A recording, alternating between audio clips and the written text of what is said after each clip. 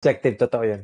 It, it doesn't mean na hindi maganda sa'yo. It doesn't mean na hindi maganda sa iba. Apply sa lahat, yeah. Siguro hindi lang kasing dali ng iniisip natin, 'di ba?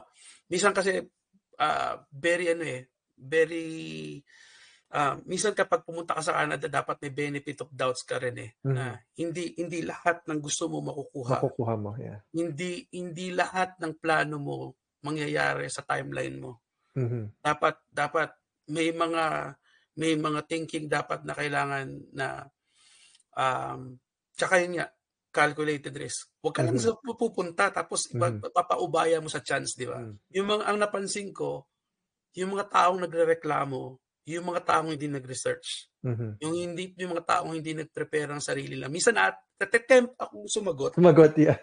Pero sabi ko minsan, ang tao, kapag sumagot ka, out of sa 100 na makakakita, mayroong negative yung thinking, dating. Yeah. So, sa isip ko na lang, pag-pray na lang kita.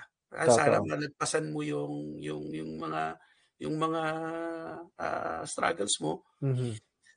Pero it's always related